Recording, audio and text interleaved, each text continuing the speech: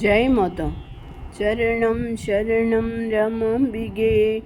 Charanam Sharanam Trayambage. O Divine Mother, how can we human beings glimpse the heights of your compassion or your sacrifice till the very end of the redemption of humanity?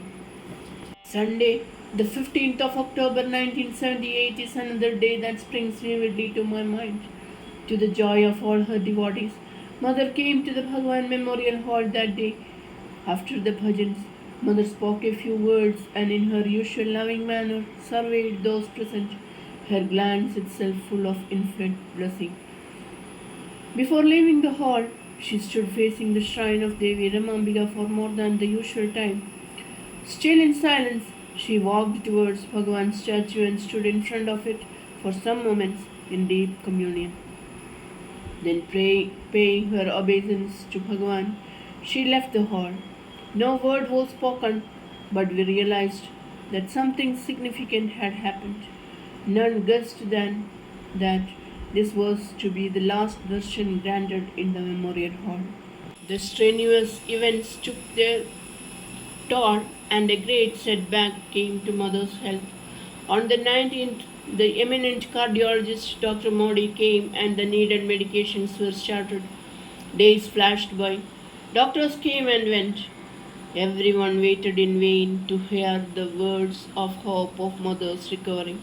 Now we understand it was her love for her children that drew Mother back from the final withdrawal, and it was to her chosen ones, the blessed couple Tara Devi and Dr. Pai, that all the last revelations and instructions were given.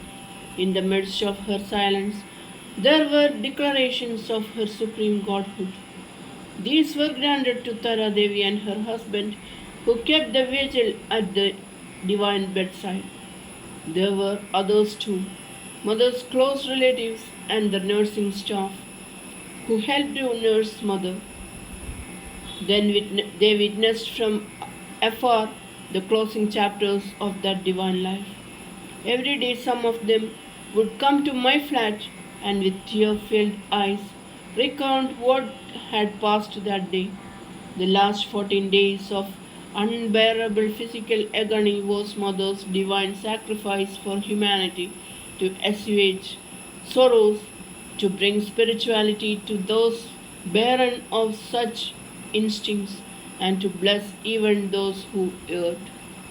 Once, before, when someone had asked Mother whether she could not, through yogic powers, free herself from bodily suffering, Mother had replied, "If Mother merges too long in Brahman, I may not come back to body consciousness, and that will be a loss to my children." Mother keeps the body to serve her children, and in this physical level, pain and suffering are inescapable. Love has given me a form and brought me into your midst. My love can melt even stones. Such is the love I shower on you, my children. It was that love that manifested even in imperceptible ways from her sickbed. All these happenings in the mother's life can be understood in all its glory only with the passage of time. On 28th October, Tara Devi sent for me. As she was continuously at Mother's side, I could meet Tara Devi rarely. She never wanted to leave Mother even for a single minute. Absolutely in tune with Mother, she knew every thought and unspoken word of Mother. I went in and prostrated by Mother's bed. Mother was merged in deep absorption. The hush of immutable peace permeated the surroundings. Incomprehensible was the Mother in the grandeur of her infinite nature. More than ever before, I felt our utter frailty as I sat there in mute prayer and surrender. After a while, I went to the next room.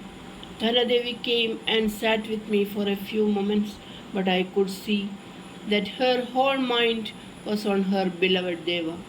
She related to me some of the commandments and revelations that emanated from that infinite divine being, our Mother.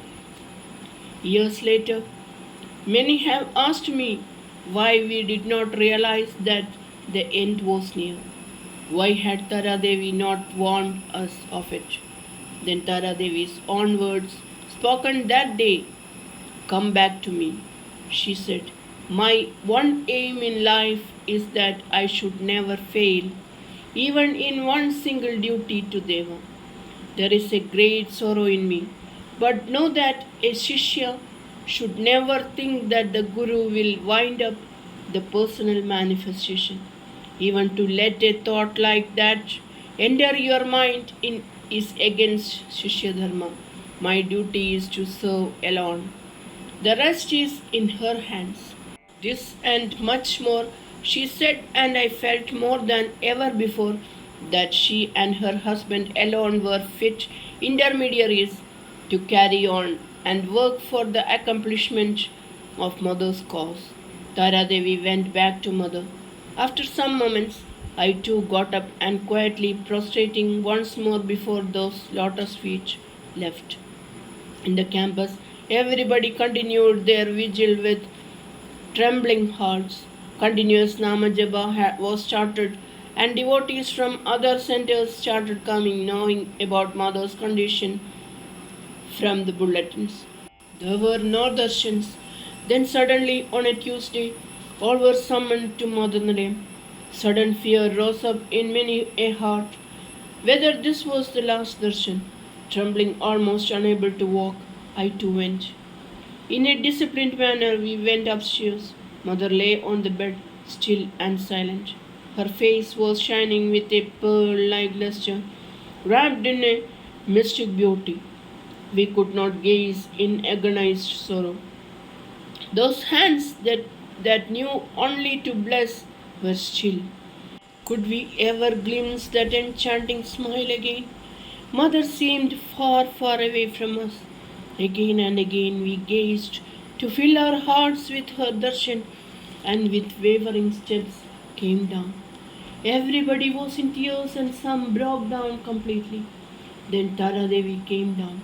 She said Mother had expressed a wish to give darshan to all, and that was why we were called. We drew breaths of relief, but little did we know that the divine will had already gone forth, that soon she would withdraw her Saguna form. Diwali fell on the 30th of October that year. In the past, it had always been a day celebrated with great rejoicing, but this year there was only sorrow in our hearts. It was Mother's custom to give Diwali gifts to all workers and those doing their allocated duties in the office. Doctors had said no strain should be given to Mother. So it was thought that all the gifts would be placed at her feet and then given. But Mother insisted that she would give the gifts herself. So on 29th evening, the workers and others were all called to Mother's presence. Mother glanced at each one with a smile of recognition and love before giving the gifts of money. Though all felt sad that an additional strain was caused to Mother, they felt an immense wave of blessings fall on them. It was with tears of sadness that each left the presence. There was no darshan for the other inmates. That night, Mother had a stroke. According to the doctor attending on her, there was a blood clot in the brain, and they warned us that another stroke was imminent. It came in the morning. Hope finally gave way to despair, and sorrow welled up in all hearts.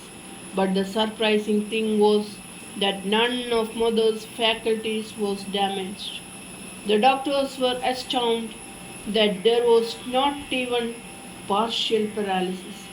On the night of October 30th, Mother told Dr. Pai to inform the mission centers of Mother's condition. Mother's words to him were, no writing letters or sending circulars now. Send express telegrams and where possible phone. A sense of urgency prevailed and many centers were contacted as well as individual devotees wherever possible. Mother's divine desire to see her children was evident. None dared to look beyond. By next day, Shaktinagar began to fill up. Many arrived on the first morning. Under Mother's direction, the doors to her room were kept open day and night, and batch after batch of devotees were taken up to her darshan. Though her eyes were closed, the all-seeing one, whenever groups came and prostrated silently, was heard to say, "Blessings, blessings to you all." Off and on, she would inquire if all arrangements were made for food and lodging for her children. She was retiring to the absolute state of her infinity, yet that boundless prema brought her again and again to the world.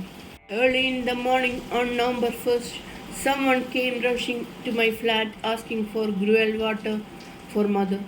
There was a special rice from Kerala, which agreed with Mother, and at times I used to make gruel and send it up. When Tara Devi returned the vessel, there would always be a sweet for my maid and myself. Charanam Sharanam Ramambige, Charanam Sharanam Trayambage. Jai Mother.